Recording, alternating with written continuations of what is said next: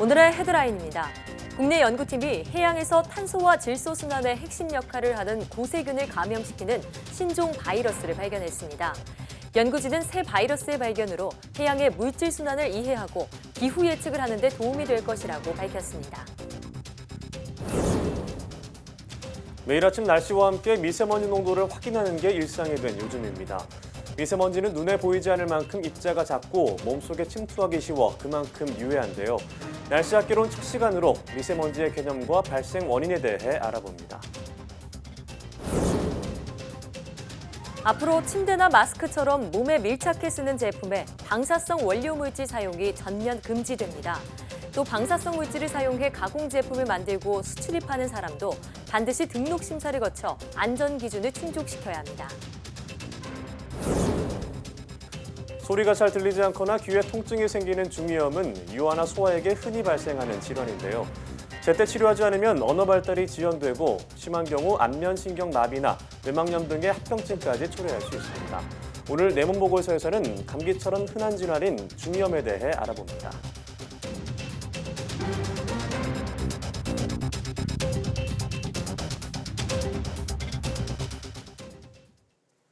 여러분 안녕하십니까? 사이언스 투데이입니다.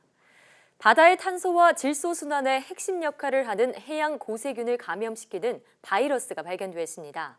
충북대 연구팀은 해양 고세균의 활성과 개체수를 조절하는 바이러스 NSV를 분리하고 바이러스와 고세균의 상호작용을 규명했다고 밝혔습니다.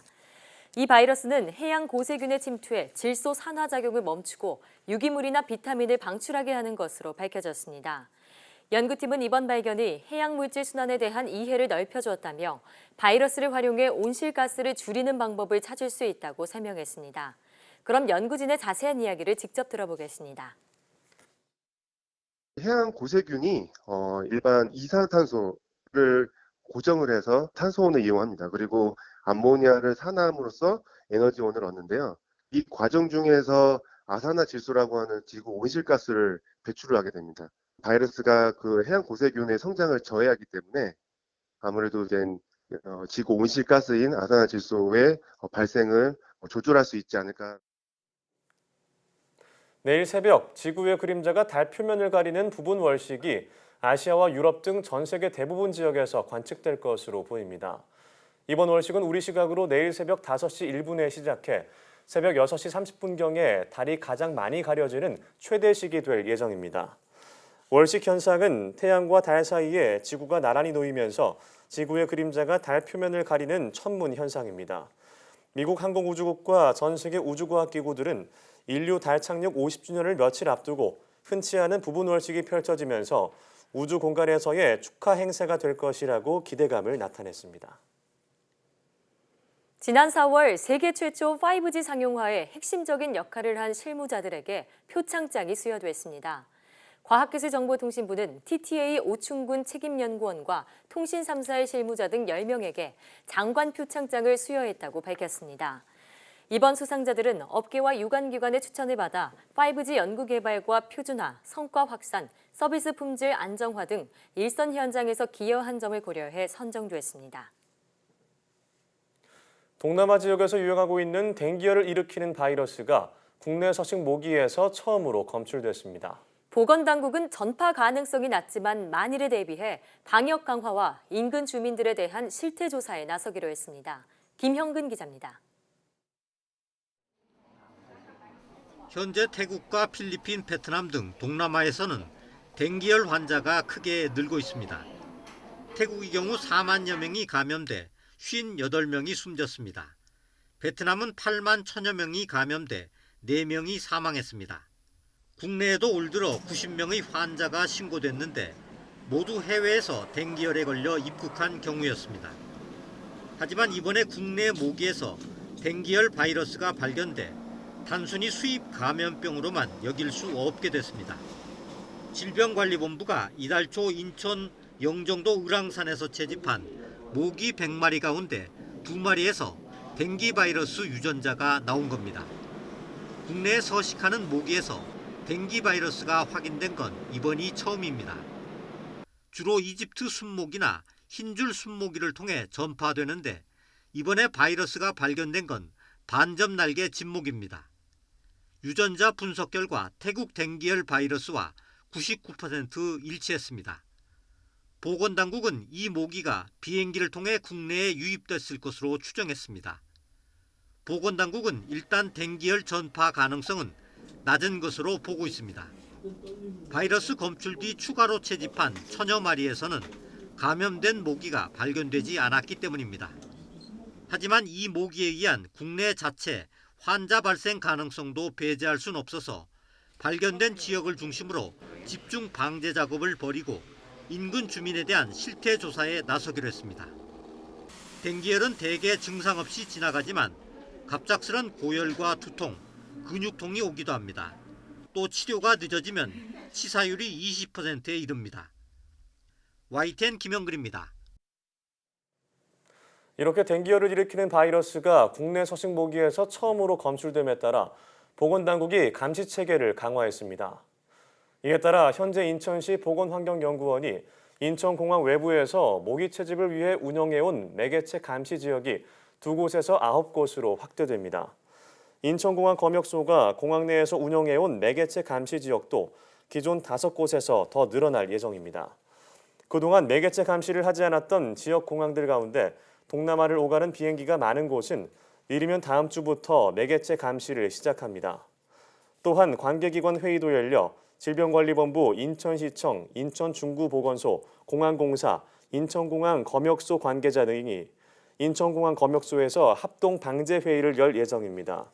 댕기 바이러스에 감염된 모기는 추가로 발견되지 않고 있습니다. 질병관리본부에 따르면 지난 12일 1,300여 마리의 모기를 채집해 병원체 유무를 확인한 결과 댕기 바이러스가 검출되지 않았고 지금까지 채집된 모기에서도 바이러스가 나오지 않았습니다. 미역과 다시마 등 해조류를 많이 먹는 사람은 대장암 발생 위험이 적어진다는 연구 결과가 나왔습니다. 국립암센터 국제암대학원대학교 연구팀은 국내 대장암 환자 900여 명과 대조군 1,800여 명을 대상으로 분석한 결과 이렇게 확인됐다고 밝혔습니다. 연구팀은 해조류의 총 섭취량에 따라 대상을 3개 그룹으로 나눠 비교한 결과 해조류 섭취량이 가장 많은 그룹이 가장 적은 그룹보다 대장암 발생 위험이 35% 낮은 것을 확인했습니다. 해조류의 종류별로는 다시마가 42%, 미역이 18% 정도 대장암 발생 위험을 줄이는 것으로 나타났습니다.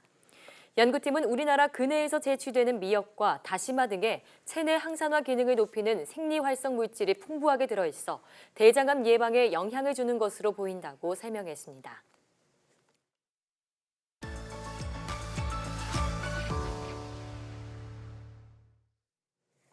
네, 오늘부터 매주 날씨 학개론 코너에서는 날씨에 관한 이야기를 전해드립니다. 네, 첫 번째 시간에는 반기성 K웨더 예보센터장과 함께 미세먼지의 개념과 발생 원인에 대해 얘기 나눠보겠습니다. 어서 오세요. 네, 안녕하세요. 예, 네, 반갑습니다. 반갑습니다. 네. 자, 앞으로 매주 다양한 날씨 주제로 시청자분들을 만나게 되실 텐데요. 오늘 첫 번째 주제가 바로 미세먼지입니다. 자, 지금 YTN과 YTN 사이언스가 이번 주부터 미세먼지 극복을 위한 연중 기획 캠페인이죠. 맑은 공기, 숨 편한 대한민국을 방영하고 있는데요. 혹시 보셨나요? 아, 네, 봤습니다. 네. 보면서 저는 굉장히 그 캠페인을 차분하게 시작하는구나.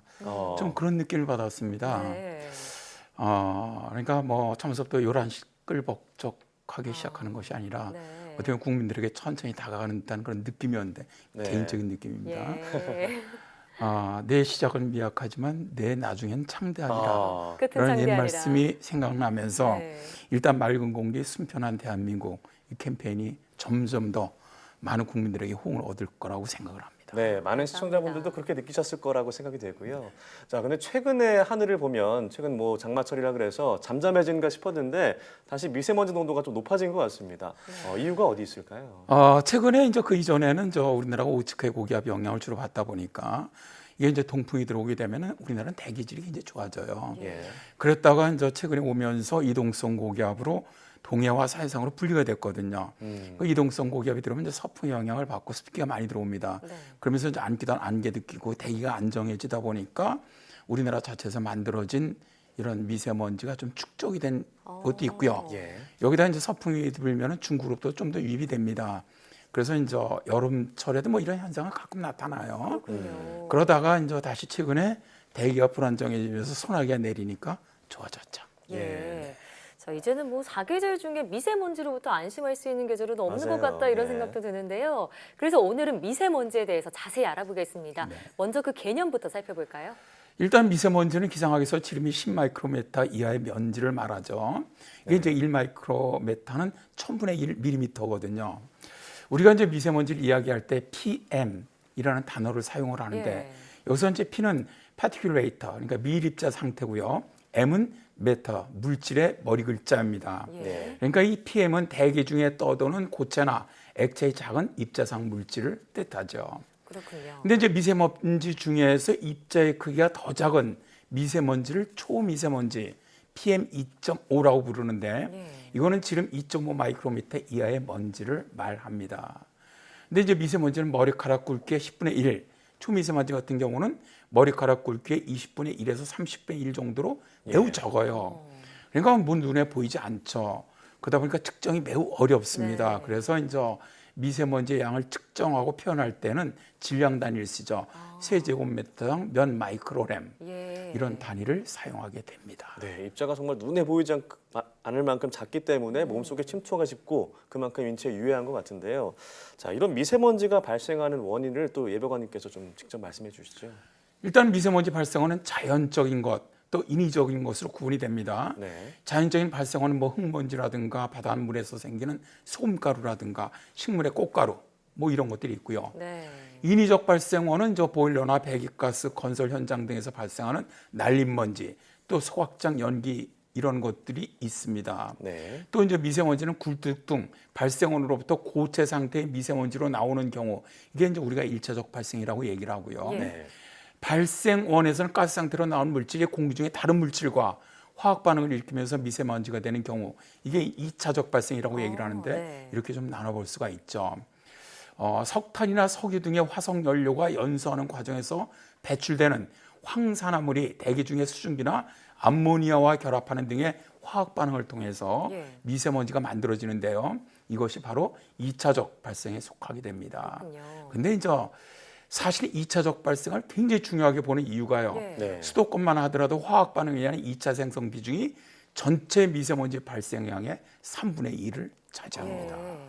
이 말씀하신 인위적으로 발생한 미세먼지는 다시 1차 먼지와 2차 먼지 이렇게 구분을 지을 수가 있는데 자, 그러면 이 2차 먼지, 미세먼지 성분은 구체적으로 어떻게 구성이 되어 있나요? 일반적으로는 대기 오염 물질이 공기 중에서 반응해서 형성된 덩어리인 황산염, 질산염이라고 부르죠. 네. 이런 것들과 석탄, 석유 등 화석 연료로 태우는 과정에서 발생한 탄소류와 검댕류, 또 지표면 흙먼지 등에서 생기는 비산먼지 등으로 구성되어 있습니다. 예. 이게 이제 전국 6개 주요 지역에서 측정된 미세먼지 구성 비율은 대기 오염 물질 덩어리인 황산염, 질산염 등이 58.3%로 가장 높고요. 네. 예. 탄소류와 검댕이 16.8%, 기타가 18.6% 미세먼지 비산먼지죠. 이게 네. 6.3% 정도가 됩니다. 그렇군요. 그럼 이 미세먼지 배출량 중에서 어떤 부분이 가장 많은 부분을 차지하고 있나요? 일단 이게 이제 국립환경과학원이 발표한 2015년 국가 대기오염 물질 배출량 보고서에 따르면 2015년 한 해 동안 미세먼지는 23만 3,177톤이 예. 발생을 했고 예. 초미세먼지는 98,806톤으로 총 33만 톤이 배출됐는데요. 이게 이제 주요 배출원을 대분류로 구분해 본다면 이 미세먼지 같은 경우는 비산먼지가 10만 9,633톤으로 전체의 47%를 차지하고 있고요. 네. 제조업 연소가 7만 893톤, 비도로 이동 오염원이 15,317톤 순으로 배출량 기여율이 굉장히 높았습니다. 예.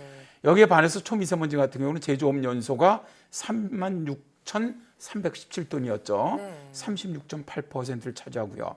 비산먼지가 17,248톤, 비도로 이동 오염원이 106톤을 차지했습니다. 예, 이 말씀하신 이 비산 먼지는 이 공사장 등에서 공기 중으로 직접 배출되는 이른바 날림 먼지를 말하죠. 그런데 이 미세먼지와 초미세먼지 앞서 보여주신 통계를 살펴보니까 두 가지를 합할 경우 비산 먼지가 약 12만 6천 톤, 거의 40%에 육박합니다. 왜 이렇게 많은 수치를 차지하고 있는 걸까요? 그렇죠. 지금 말씀드린 것처럼 상당히 많은 양의 초미세먼지가 비산 먼지로 인해서 실제로 만들어지고 있는 것이죠. 네. 예. 이제 이게 주로 대형 건설 현장이나 도로, 또 황사 영향 이런 것들을 발생을 하는데 이게 사실은 추정하기가 매우 어렵습니다. 네. 그래서 정확한 통계를 추산하기가 쉽지 않은데요. 뭐 예를 들어서 전북 군산 같은 경우 공업 시설이 없음에도 초미세먼지 농도가 매우 높거든요. 예. 이거는 이제 새만금 간척상에서 날린 비산먼지 영향이다. 이렇게 보는 견해가 있을 정도로 비산먼지 영향은 아주 매우 크다고 봅니다. 그렇군요. 그리고 이제 영세 사업장 또 뭐 불법 노천 소각 등에서 발생하는 미세먼지도 이 통계에서 잘 잡히지 않아요. 네. 예. 근데 이곳에서도 상당한 양의 초미세먼지가 발생한다고 보고 있고요. 또 농업 부분에서 이 불법 소각이나 암모니아로 인한 2차 생성 물질이라고 우리가 얘기를 하죠. 예. 이런 것도 정확한 통계가 지금 현재는 어렵습니다. 그렇군요.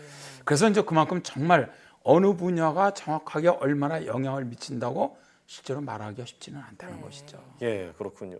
사실 근데 예전에 한 1980년대나 90년대에 네. 뭐 미세먼지라는 개념이 없을 때는 저희가 뭐 대기오염이나 스모그라는 말을 썼잖아요. 저희가 어렸을 때 뭐 포스터, 환경오염 포스터 같은 맞아요. 것도 많이 만들기도 했는데 네. 그럼 이 미세먼지라는 개념이 처음 만들어졌을 때가 언제였나요? 그렇죠. 지금이야 뭐 미세먼지가 얼마나 나쁜지 많은 사람이 알고 있지만 예. 예전에는 미세먼지 심각성을 몰랐죠. 이제 미세먼지가 인류의 삶에 영향을 준다는 사실이 최초로 알려진 것은 대기 오염으로 인한 집단 사망 사건 이후입니다. 예. 미세먼지 해악과 가장 잘 알려진 대중적인 사례가 바로 영국의 런던 스모그 참사죠. 예. 이게 이제 1952년 12월 5일부터 12월 10일까지 석탄 연소에 따른 아황산가스 배출로 인해서 스모그가 발생을 했어요. 네. 그러면서 시민의 약 12,000여 명이 만성 폐질환과 호흡장애로 사망을 했고요. 굉장한 비극이었죠. 예. 이후에 이제 영국 의회는 대기 청정법을 제정하게 됩니다.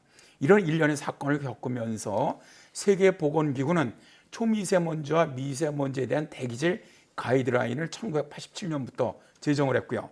우리나라 환경부도 미세먼지와 초미세먼지를 대기 오염 물질로 규제하고 예. 있습니다. 예, 그렇군요. 그럼 마지막으로 이 미세먼지 예보에 따라서 우리가 어떻게 행동 요령을 갖춰야 될까요? 이제 아무래도 이제 미세먼지 예보가 나쁨 또는 이제 매우 나쁨인 경우에는 어린이와 노인, 호흡기 등 질환자 등은 좀 외출을 자제하시는 것이 가장 좋습니다. 네. 예. 만일 불가피하게 외출해야 할 그런 경우에는 식품의약품 안전처에서 인증한 보온용 마스크가 있거든요. 이걸 착용하시고요. 또 모바일 앱인 우리 동네 대기질을 좀 통해서 예. 수시로 미세먼지 상태를 확인하는 게 좋습니다. 아울러 대기 오염 물질로 인한 미세먼지 생성을 줄이기 위해서 대중교통을 이용하시는 게 좋겠죠. 네. 사실 뭐 여름 들어 공기질이 좀 좋은 것 같길래 저도 마스크 착용이나 대기질 확인을 좀 등한시했었거든요. 네. 근데 언제든 고농도 미세먼지가 다시 닥칠 수 있고 또 단시간의 노출도 건강에 해로운 만큼 계속해서 대비하는 자세를 가져야겠습니다. 네, 그렇습니다. 자, 지금까지 K웨더 반기성 센터장과 이야기 나눠봤습니다. 오늘 말씀 고맙습니다. 네, 감사합니다. 고맙습니다.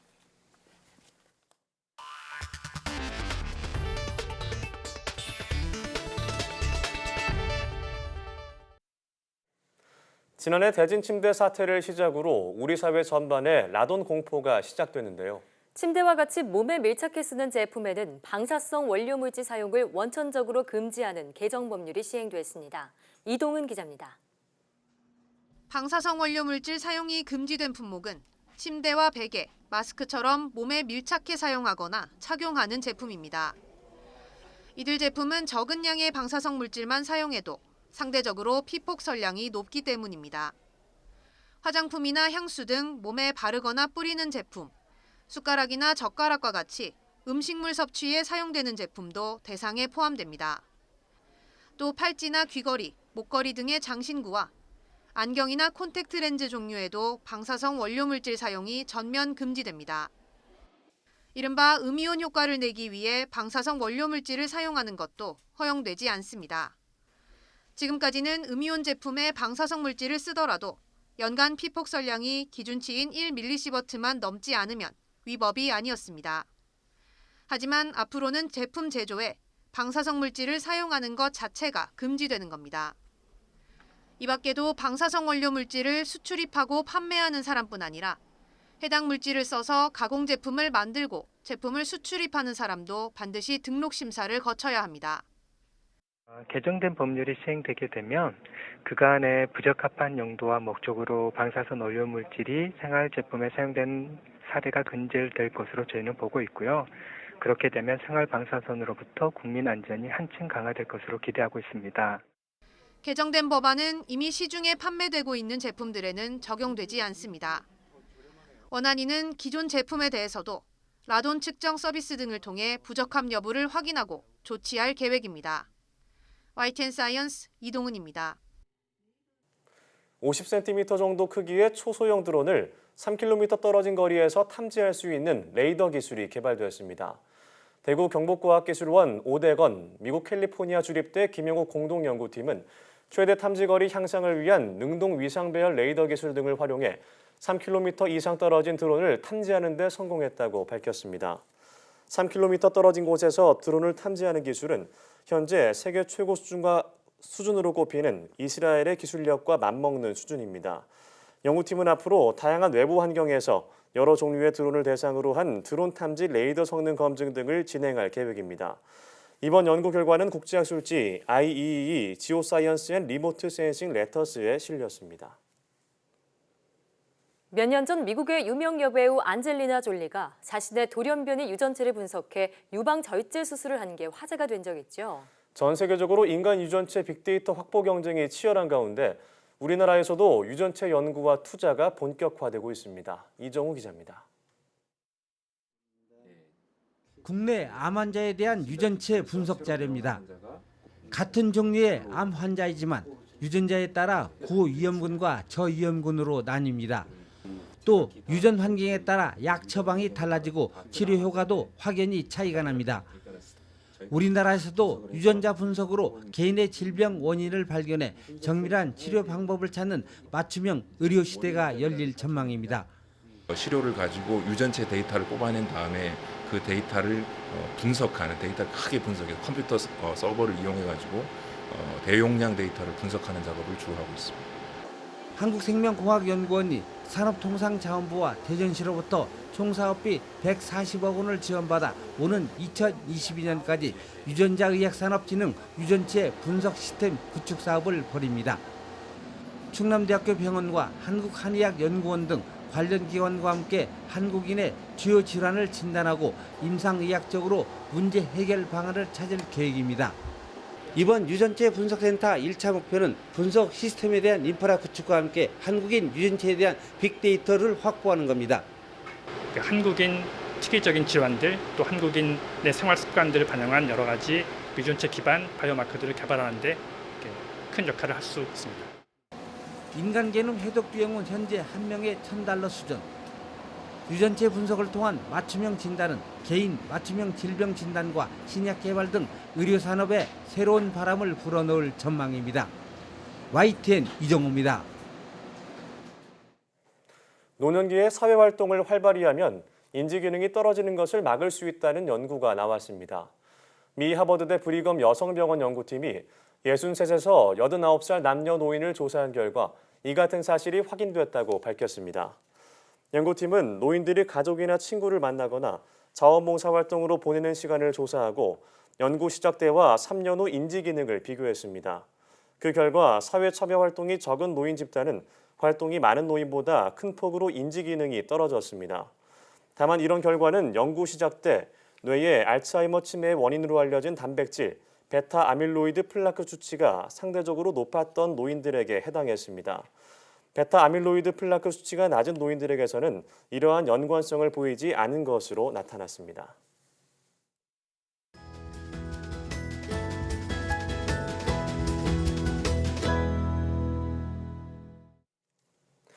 귀에서 진물이 나거나 통증이 발생하면 이 질환을 의심해야 하는데요. 유아나 소아에게도 흔하게 발생하기 때문에 보호자의 세심한 관찰이 중요하다고 합니다. 네, 오늘 내 몸 보고서에서는 중이염에 대해 알아보겠습니다. 강동 경희대병원 이비인후과 변재용 교수와 함께합니다. 어서 오세요. 네, 반갑습니다. 교수님 네, 반갑습니다. 네. 자, 저 역시 어렸을 때 감기 증상이 있어서 병원에 갔더니 중이염 진단을 받은 적이 아, 있습니다. 그래요? 네, 어렸을수록 어린 아이들일수록 좀 중이염에 걸리기 쉽다고 알려져 있는데 일단 중이염이란 정확히 어떤 질환인가요?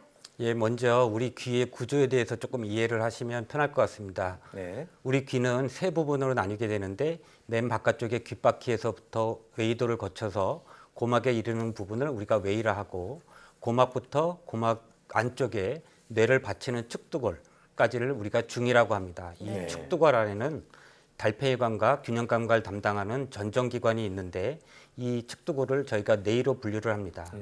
중이염이라는 것은 바로 이 고막부터 고막의 안쪽인 뇌에 이르는 공간, 즉 중이에 생기는 염증을 말합니다. 네.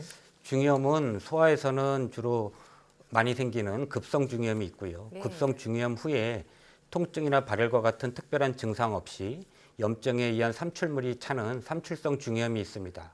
근데 이러한 중이염이 적절히 치료되지 않아서 3개월 정도 이상 염증이 지속해서 고막이 천공, 구멍이 뚫리거나 네. 아니면은 고막이 함몰되어서 각질이 쌓이는 진주종성 중이염 같은 것으로 이행을 하게 되면 우리가 네. 이를 만성 중이염이라고 부릅니다. 이 중이염도 뭐 급성, 삼출성, 만성 같이 여러 종류가 있다는 것을 알게 됐는데요. 자, 그럼 이 각각 중이염이 가진 특징이나 증상은 어떻게 되나요? 근데 말 그대로 급성 중이염이라는 거는 급성 염증에 의해서 생기기 때문에 대개는 면역 기능이 취약한 소아들한테서 흔히 발병을 하고요. 네. 예. 급성 염증이기 때문에 귀에서 통증이 나타나거나 아니면 전신에 열이 나타나는 등의 이런 환웅 증상을 보이게 됩니다. 근데 어린아이들은 이제 표현력이 떨어지기 때문에 귀를 만지고 운다거나 아니면 귀를 잡아당기는 행동을 한다거나 하면 중이염에 의한 이통을 이제 의심을 해봐야 되겠습니다. 예. 이러한 경우에 저희가 이경을 통해서 고막을 관찰을 하면 고막이 빨갛게 충혈된 것을 볼 수 있습니다. 네. 약물 치료를 하면 대부분 큰 후유증 없이 낫지만 적절한 치료가 되지 않으면 만성화될 수 있으니까 주의가 필요합니다. 또 네. 삼출성 중이염이라는 것은 고막 안에 분비물이 고인다고 아까 말씀을 드렸는데요. 대개는 급성 중이염의 후유증으로 생겨납니다.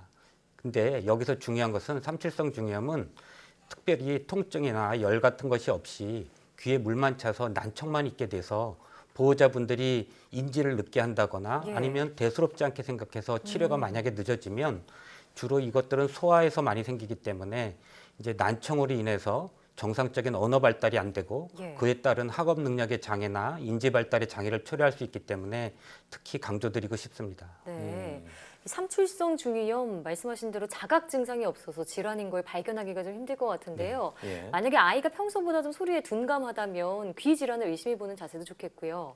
이어서 마지막으로 만성 중이염은 또 어떤 특징을 갖고 있는지 설명해 주시죠. 만성 중이염이라는 것은 아까 말씀드린 대로 그 어떤 급성 중이염 후에 염증이 적절히 치료되지 않아서 오랜 기간 동안 염증을 앓아서 이제 그 중이에 안에 구조물이 파괴되는 건데 먼저 고막이 천공이 되고 그 안쪽에 이소골이 이제 녹게 됩니다. 그래서 이러한 반복적인 염증으로 인해서 환자분들은 처음에는 귀에서 진물이 나오고 고름이 나고 따라서 악취가 날 수 있는 것 때문에 힘들어하시죠. 예. 그리고 이러한 증상들은 감기에 걸렸을 때 더욱 심해질 수 있습니다.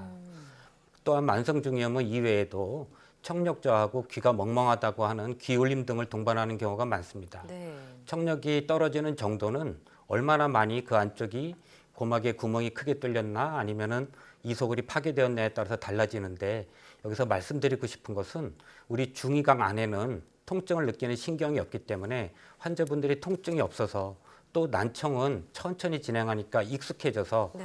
치료를 뒤로 미루거나 병을 가볍게 생각하는 경우가 많습니다. 예. 근데 통증이 없다고 그래서 병이 가벼운 것은 아닙니다. 네. 자, 따라서 그 네. 반복적인 이루와 이런 것들이 있다 그러면 빨리 진료를 보시는 것이 좋을 것 같습니다. 그렇군요. 이렇게 세 가지 중이염에 대해서 말씀을 해주셨는데 그 아무래도 면역력이 좀 약하고 귀의 어떤 발달이 미숙한 소아에게서 중이염이 많이 발생하는 것 같은데요. 이 소아에게 그 중이염 발생률이 높은 이유가 있을까요? 근데 소아는 다 아시다시피 면역 기능이 좀 취약하고 그다음에 임파 조직 같은 것들의 성숙이 저하되어 있기 때문에 면역력이 떨어집니다. 네. 그리고 우리 이관이라는 곳을 통해서 우리 코 뒤에 비인강이라는 곳이 있고 그 이관을 통해서 세균이 역류해서 중이염을 발생시키는데 예. 소아의 이관은 수평으로 돼 있어서 성인보다 균이 편하게 들어갈 수 있고 그다음에 짧기 때문에 쉽게 들어갈 수 있습니다. 그리고 이관을 열었다 닫았다 하는 근육의 힘도 약하기 때문에 세균의 역류나 이런 것들에 의해서 그 중이염의 발생이 어른에 비해서 쉽습니다. 네, 근데 우리 어린 아이들은 물놀이 참 좋아하잖아요. 네. 이제 휴가철이라서 물놀이 계획하시는 분들 많을 텐데 중이염 걱정 때문에 수영을 좀 꺼리는 분들도 계실 것 같아요. 괜찮을까요? 일반적인 물놀이는 중이염의 발생에는 큰 영향을 주지는 않습니다. 왜냐하면 그 고막이 있기 때문에 그 물이 중이 안으로 들어갈 수 없기 때문에 귀에 물이 들어가는 것하고 중이염에 발생하고는 큰 상관은 없습니다. 예. 다만 소아의 경우에는 확률이 조금 높아지기는 하는데 그거는 귀에 물이 들어가서라기보다는 수영을 하는 과정에서 물을 자꾸 삼키게 되고 이 삼킨 물이 아까 말씀드린 이관을 통해서 역류해서 중이염을 발생시킬 수 있기 때문에 소아에서는 중이염의 발생 확률이 약간 높아질 수 있다고 생각을 하실 수 있겠습니다. 그리고 최근에는 그 스킨스쿠버나 다이빙 같은 그 해양 스포츠를 즐기시는 분들이 많은데 이제 잠수했다가 올라오는 과정에서 수압의 변화에 따라서 그 기압성 중이염 그런 것들을 일으킬 수 있기 때문에 그런 경우에는 조금 천천히 올라오시는 그런 그 주의가 좀 필요하실 수 있겠습니다. 성인들도 주의를 예, 해야겠네요. 요즘 스킨스쿠버 많이 하시니까 좀 조심하시겠다는 생각이 드네요. 예. 자, 근데 이제 중이염에 한번 걸리면 뭐 난청이나 청력 저하가 온다고 말씀해 주셨는데 한번 청력이 떨어지면 다시 치료되거나 회복이 될 수 있는 건가요? 예, 여기서 그 중이염에 의한 난청은 우리가 흔히 아는 노화성 난청, 예전엔 노인성 난청이라고 많이들 알고 계시는데 소음성 난청 같은 그 신경이 손상되는 감각신경성 난청이 아니고 소리가 전달돼서 들어가는 길에 문제가 생기는 전음성 난청입니다. 따라서 이러한 그 길을 다시 복구시켜 준다거나 아니면 적절한 치료를 통해서 회복을 시켜 준다면 우리가 청력의 회복을 기대를 할 수 있습니다. 하지만 시간이 오래 지나면 달팽이관 안쪽으로 염증 물질이 흘러 들어가서 신경세포가 손상이 되면 아까 말씀드린 것과 같은 감각신경성 난청으로 진행이 되기 때문에 조기에 치료를 받는 것이 좋을 것 같습니다. 네. 근데 만약 그렇지 못할 경우 중이염을 방치해서 또 다른 합병증이 생길 수도 있나요? 네, 그 우리 귀 안에는 여러 가지 중요한 신경들이 많이 있습니다. 그래서 특히 대표적 아까 말씀드린 청신경이나 이런 균형 잡는 신경 외에도 안면신경 같은 것들이 우리 귀 안에 존재하게 되고요. 그다음에 귀의 위치는 바로 뇌에 있기 때문에 염증이 적절히 조절되지 않고 만약에 염증이 범위가 확장이 된다면 안면신경 마비나 아니면 뇌막염 또는 뇌농양 같은 것들이 발생을 할 수 있습니다. 말씀 들어보니까 조기에 치료받는 것이 무엇보다 중요할 것 같은데요. 중이염을 치료하는 방법은 어떤 것이 있나요? 근데 그 중이염의 종류에 따라서 조금 치료법이 달라질 수 있는데요. 급성 중이염의 경우에는 귀 속에 그 번식한 세균을 갖다가 없애기 위해서 적절한 항생제를 사용을 하게 됩니다. 특히 고열이 나거나 이제 나이가 어리면 합병증 예방을 위해서 항생제 투여가 꼭 필요하다고 하겠습니다. 이에 반해서 삼칠성 중이염은 귀와 코 사이의 환기를 도와주는 이관 기능의 장애에 의한 것으로 상기도 감염에 대해서만 이제 치료를 하고 항생제 치료를 중단한 후에 호전 여부를 그냥 관찰을 하면서 경과를 관찰할 수 있습니다. 소아에서 삼칠성 중이염이 생겼을 때 이제 부모님들이 항생제를 갖다 언제까지 먹어야 되는지 이런 것에 대해서 궁금증이 많은데 과거에는 한 1주에서 2주 정도가 권고되었지만 최근에는 항생제 치료는 필요가 없다. 이런 의견도 있습니다. 따라서 삼칠성 중이염의 경우에는 초기에만 항생제 투여 후 저희가 경과를 관찰하는 것만으로도 충분하다고 할 수 있는데 하지만 이런 삼칠성 중이염이 기다린다고 해서 다 낫는 것은 아니고 일부에서는 3개월 이상 지속되거나 하게 되면 심한 청력 저하나 고막이 함몰된다든지 하는 구조적인 변화가 발생할 수 있는데 이런 경우에는 튜브 같은 환기관을 삽입해서 그 환기를 도와주는 수술적 치료를 해볼 수 있습니다.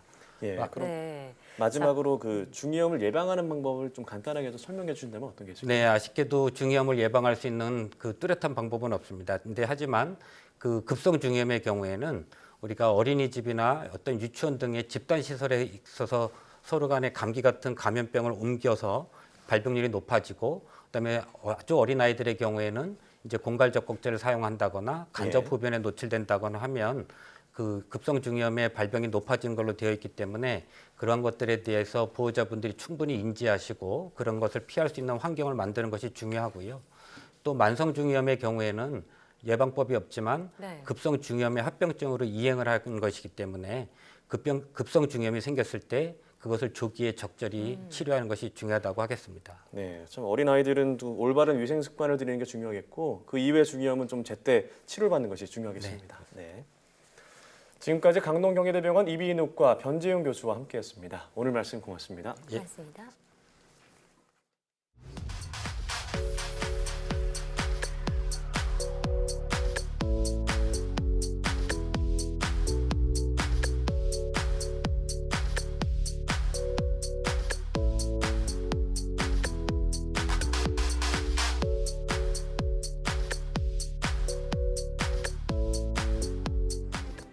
최근 몇 년간 미세먼지 오염이 급격히 악화됐다라는 인식에서 미세먼지 공포가 시작됐지만 실제 수치는 그렇지 않습니다.